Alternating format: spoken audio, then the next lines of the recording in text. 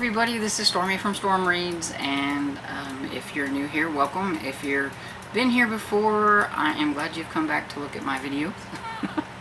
Today I decided to do kind of like an anticipated reads for the rest of the year. It's the kind of things that I feel like I'm in the mood for.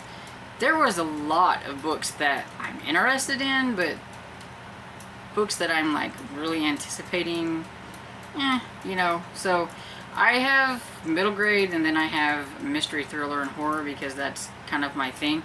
Yes, I love to read romance, but I like to read older romances, so I don't really anticipate those. I will look for them for new ones, but they're not like high on my radar. But anyway, so I'm hoping to get this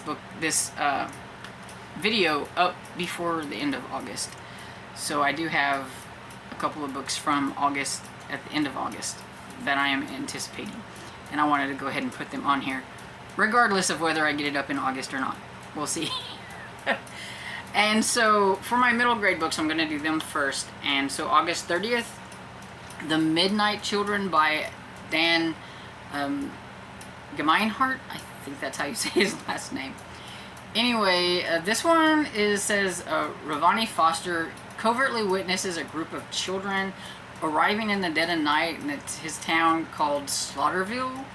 It says nobody was supposed to know about them, the secrets that they were hiding. And Ravani ends up making friends with one of the children that are supposed to be secrets, and it says there's danger, and Ravani will have to figure out how to keep them safe, how to keep his new friends safe. It just sounded kind of interesting. I'm really curious to know why these kids were shipped there. It said something about there being no adults, so who are these kids? Are they from another planet? Are they, I mean, I'm kind of curious. Who are these kids? So it just sounded interesting. And then the next one I have that comes out on August 30th as well, and that was the Poltergeist Problem. And it's by Betsy Arig, probably butchering that. But it says one haunted orphanage plus 2 types of ghost plus 3 freaked out friends equals plenty of. 3 friends think their summer is going to be boring until they follow a ghost into the woods and find an abandoned orphanage. Why can't I say that word? And find out that a poltergeist doesn't want them to leave. So it sounds really fun, and I really like the cover. And anyway, I wanted to know how they get out of this, since the poltergeist doesn't want them to leave. In September 6th, we've got I Know You're Lying by Daphne Benedis Grab. Probably butchered that. But it says it's one of Us is Lying meets Pretty Little Liars for young readers. It says there has been a theft at the middle school. Sasha's bag has been stolen from her locker. The security cameras on the school front entrance have captured 4 students entering the building early. Present at the time of the crime, Maddie, Jack, Nora, and Henry become top suspects. Each of them have a reason to dislike Sasha. Each have something to hide. But which of them is responsible for the break-in? And can they figure out who the thief is before Sasha gets her revenge on all of them? Set during a single day of school in this twisty read about bullying going too far.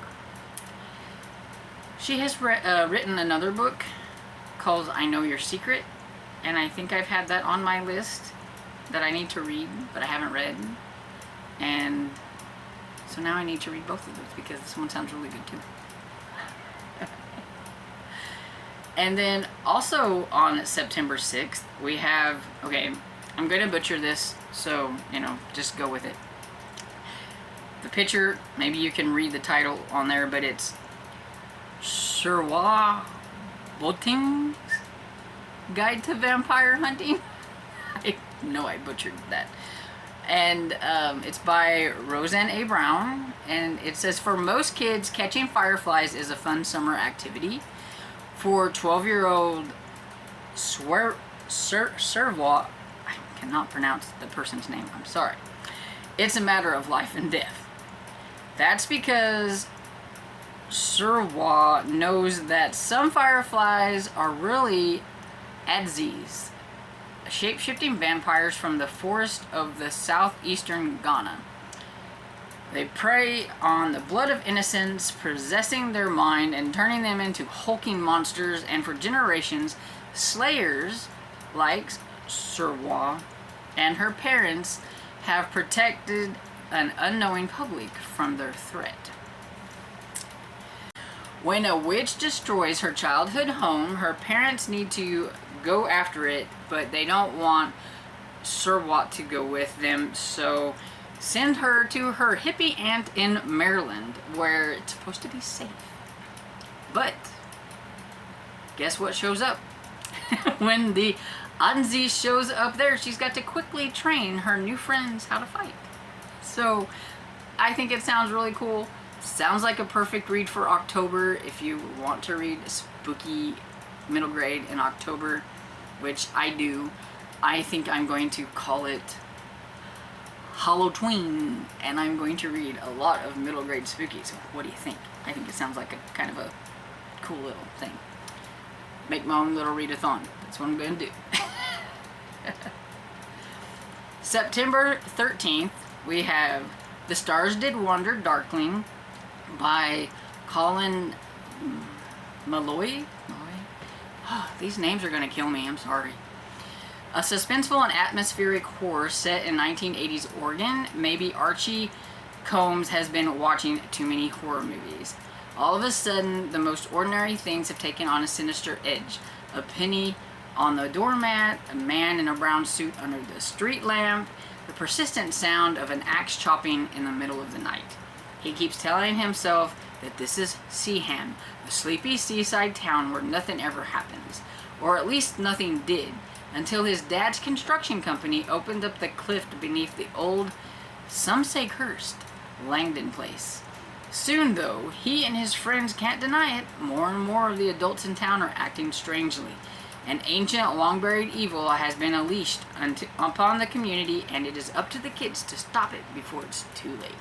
Sounds like another good spooky. I love them.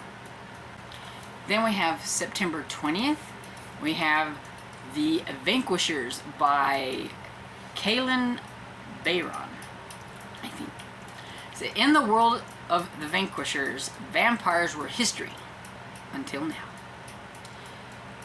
Malika Boog Wilson, I think that's how you say that, I don't know, B-O-O-G, I'm not quite sure, but anyway, her and her best friends have grown up idolizing the Vanquishers, a group of heroic vampire hunters who wiped out the last horde of the undead decades ago. Nowadays, most people don't even take the basic vampire precautions.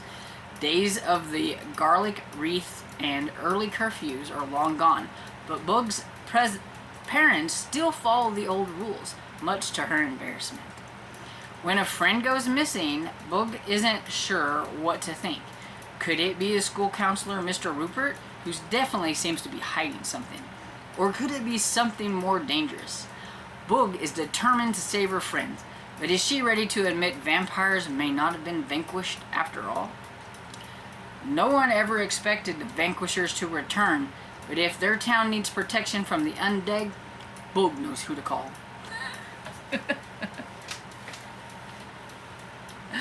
Yeah, I like it.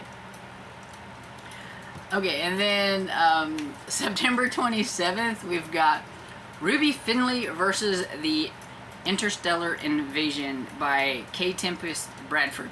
If I'm going to read sci-fi, it's definitely going to be in middle grade, and this has a little bit of a sci-fi kind of lean to it, I believe. It says, 11-year-old Ruby loves studying insects and wants to be an entomologist, much to the dismay of her grandma. Ruby knows all about insects, so when she finds a weird bug she has never seen before, she captures it for further study. Then she realizes the creature isn't just a regular bug when it promptly burns a hole through her window and disappears. When things start disappearing around the neighborhood, Ruby must find the bug before the feds do. So I'm gonna guess that the bug is an alien of some sort, and that's why I said it's kind of sci-fi. So we'll see. Okay, now we're in October. So we have October 2nd, we have Misfits Magic by Fred Gracely. It says, by age 13, list of nasty foster homes Goff has lived in is longer than he was old. He's been given up on having friends long ago. He survives by keeping his head down, hiding from bullies, ignoring teasing morons, and pouring himself into earning a scholarship to Amworth Academy, a place he hopes he could finally call home. When transferred to Spraxville, a town with a history of witchcraft, it was just more of the same to him. It was just more of the same to him until a stone gargoyle started to talk to him. That changed everything. It is set around Halloween, so it's going to be perfect for October. I can't wait. Definitely a good one for my Halloween. Yeah, that one was October 2nd, yeah. Okay, so October 6th, we have The Twig Man by Sana Rasul. Beware the Twig Man, the Twig Man's hex. Beware the Twig Man, or you'll be next. It's been years since nearly 12-year-old Ari's older sister Lana ran away, except Ari knows what really happened. She was taken by the Twig Man, the creepy monster that haunts the woods for 100 years. No one else will listen, so it's down to Ari to save her sister. Save his sister, but he better hurry, or as Ari finds himself next on the Twig Man's list. Twig Man's kind of, can't get that out. Anyway, it sounds really good. Okay, so the next one I have for middle grade is, I think this is the last one I have. Yeah, it's the last one I have for middle grade. It's October 18th. It's called Amerikit and the Ocean of Stars by Chris Avendando Cruz. I know I butchered that. Anyway, it's a magical middle grade debut inspired by Filipino folklore about a 10-year-old girl who embarks on a quest in a world of gods and spirits to save her and her family from a sinister shadow god. Amerikit is used to wearing recycled clothing. She wants nothing to do with her new birthday present that she gets from her mother. It's a dress made out of scraps, and so she refuses to wear it until some shadows creep into her room and try to take her away. And she's got that dress, and I have a feeling that it might come in handy later. And so she's been taken away to a place. She's going to have to figure out how to navigate her way through this magical land of mythical creatures. She makes friends with some monsters, challenges gods, and all while trying to find the key to save her family. So it sounded really fun. I like stuff with Filipino lean to them. I've been to the Philippines a couple of times. I have some Filipino friends, and so I always think it's kind of fun to get into some of their folklore, so I think that would be fun. So that's all the middle grade. Now there was a ton more middle grade, and I didn't see any for when I was looking for November and December, so I'm sure there's going to be way more middle grade books that I'm going to have on my radar, but these are the ones that I can find. So the next group is mystery, thriller, and horror. I just put them all together because to me, they're all kind of the same, especially when it comes to thriller and horror. And so September 6th, I have Killers of a Certain Age by Deanna Raybourn. This is one of my very, very highly anticipated reads, but I'm also super nervous about it because it is a different book from Deanna Raybourn, and I've not read anything else from her except for her Veronica Speedwell series. So, and this is going to be totally different. So, I'm a little nervous, but I'm excited at the same time. But it's about older women often feel invisible, but sometimes that's their secret weapon. Billy, Mary Alice, Helen, and Natalie have worked for the museum, an elite network of assassins for 40 years. Now their talents are considered old school and no one appreciates what they have to offer in an age that relies on technology rather than people skills. When the foursome is sent to an all-expensed paid vacation to mark their retirement, they are targeted by one of their own.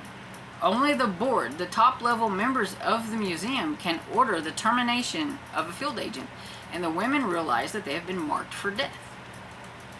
How dare they? Now, to get out alive, they have to turn against their own organization, rely on experience and each other to get the job done, knowing that working together is the secret to their survival. They're about to teach the board what it really means to be a woman, and a killer of a certain age. So, it sounds really good. Got older assassins. I just think it'll be fun. So, I'm hoping. Fingers crossed. September 15th, I have The Other Side of Night by Adam Hamby.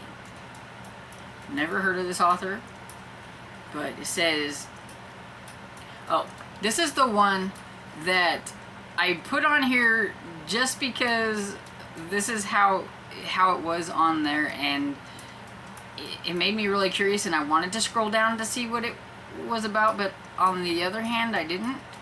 So I really don't know a whole lot about what this one is, but I'm just curious.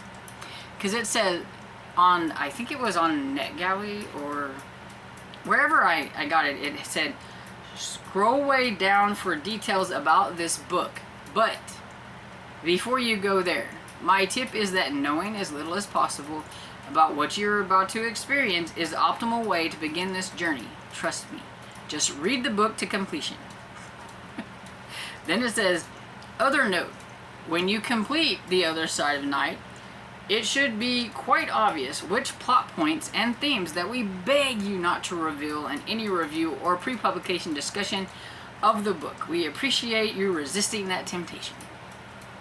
Then you could scroll way down, because they do have it like separated, and then you could read what the book was about. But I didn't, because I just want to go into it and see if I'm going to like it or not. See if they steer me wrong. See if I should have read the back of the book before I read it or not. So, but anyway, The Other Side of the Night. We'll give it a try.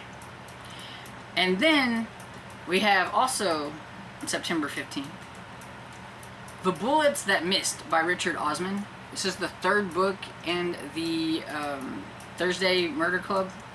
So I really like the first two. I can't wait to get to this one.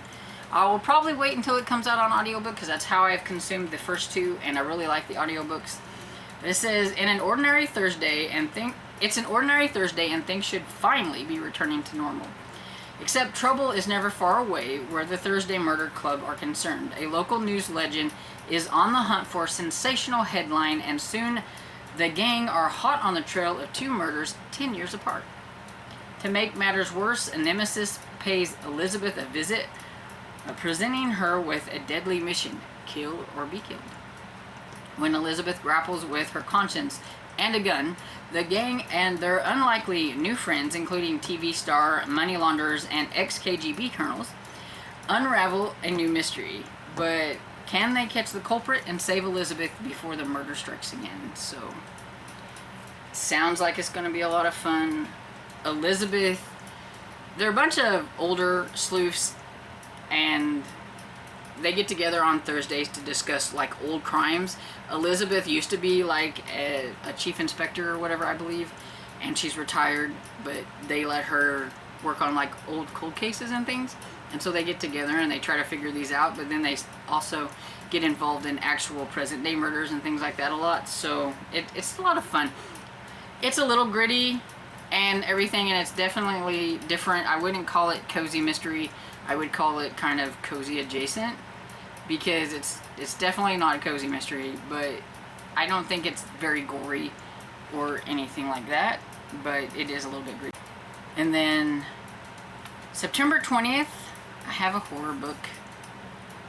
I don't know, but I'm kind of curious about it at the same time. Me and horror has been kind of hit or miss lately. So I have Daphne by Josh Malerman. I've never read a book by Josh Malerman. I've heard all about his books, but they usually don't really sound like something I want to read, so I haven't. But this is kind of like a slasher, and so I'm really curious. So, it's the last summer for Kit Lamb, the summer before college, the last summer with her high school basketball team, and with Dana, her best friend, the last summer before her life begins.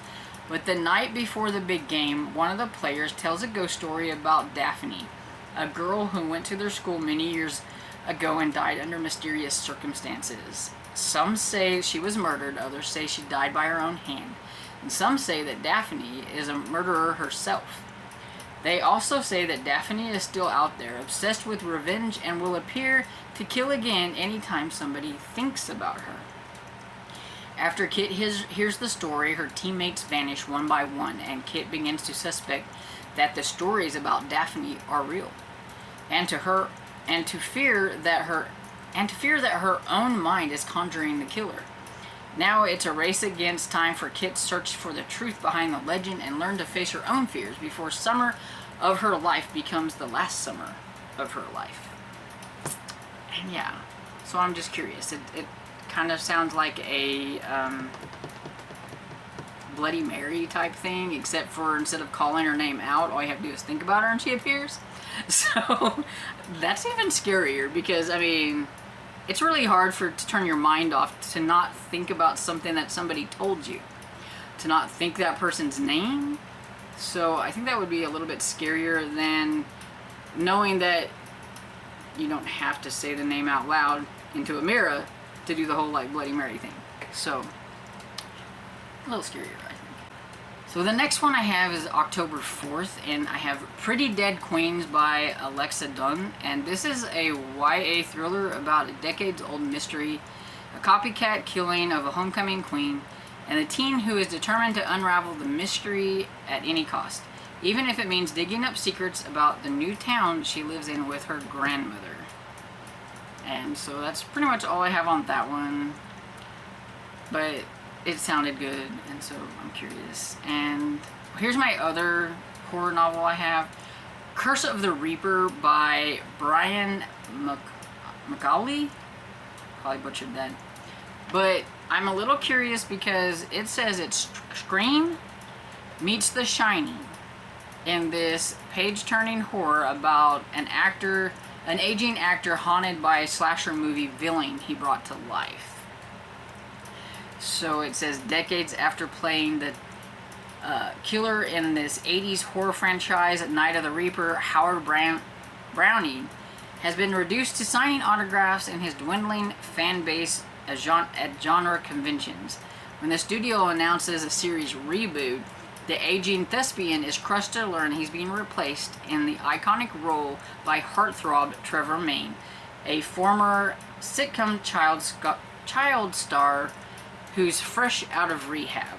Trevor is determined to stay sober and revamp his image, while Howard refuses to let go of the character he's created, setting the stage for this cross-generational clash over the soul of a monster.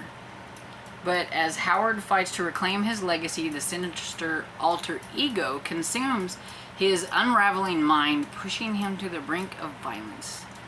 Is this method actor succumbing to the madness, or has the devilish Reaper taken on a life of its own? So, kind of curious. So, it's another kind of, feels like it's another slasher. If it's Scream meets The Shining, it feels like it's going to be an atmospheric slasher. So, I don't know. But I think it's putting the bar up there pretty good with the whole, like, Shining thing. So, we'll see. And then October 11th, of course, I had to mention The Plot and the Pendulum by Jen McKinley. It's the Library Lovers number 13. My only cozy mystery that's on this list, I believe, because I knew that one was coming out, and it was definitely a must-have anticipated read.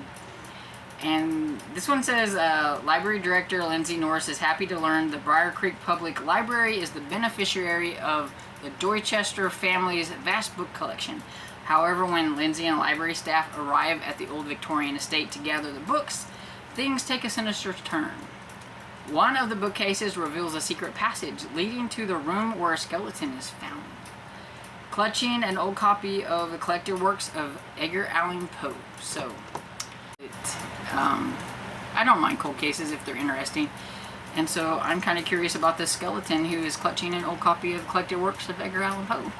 So, we'll see.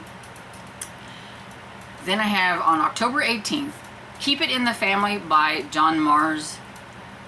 I've not read anything by John Mars, but I've heard a lot of good things about him, and so we'll see. It says, a couple buys an old house and are working hard to turn it into the house of their dreams when they find out they are expecting.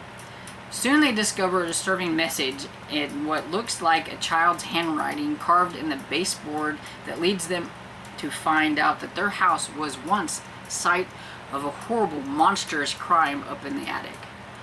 A discovery that will change their life forever. And so this one I think definitely has like the horror thriller vibes, has a little bit of both, and I don't know, I'm curious. I want to know like what this discovery is, so I put it on here because I'm curious.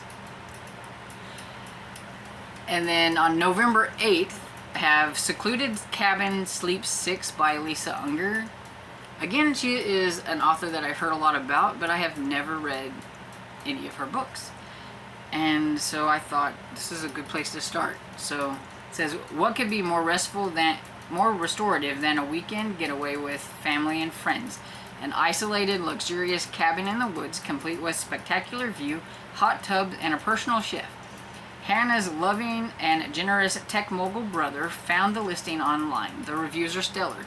It's his birthday gift to Hannah and includes their spouses and another couple. The 6 friends need this trip for good food, good company, and a lot of R&R.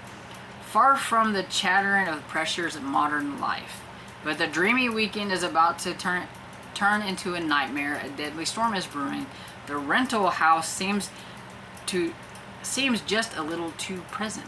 The personal chef reveals that their beautiful house has a spine-tingling history, and their friends have their own complicated past with secrets that run blood deep. How well does Hannah know her brother, her own husband? Can she trust her best friend? And who is the new boyfriend crashing their party? Meanwhile, someone is determined to ruin the weekend, looking to exact a payback for deeds long buried. Who is the stranger among them? So, I don't know. Who is the stranger among them? Sounds kind of interesting to me. And that's everything. I know, that was kind of a long list, but I could have made it longer. Trust me. I was really trying to narrow it down, and may have added a few things to my NetGalley while I was looking for this, is why it's not good to go on NetGalley and look for books. Mostly I got the middle grade ones, I think. Like I said, I'm in like a huge middle grade, but these like mystery, thriller, horror books sound really cool too. And so I'm hoping. Now, I probably won't get to these right away, but I just thought it would be fun to come on here and to let you know about a few books that are going to be coming out soon, in case some of these pique your interest. Maybe you haven't heard of them. And so if I did pique your interest with any of these, please let me know which ones you thought sounded really cool down in the comments. And I hope you enjoyed this video, and if you did, please give it a thumbs up and subscribe, and I will see you all in the next video. Bye.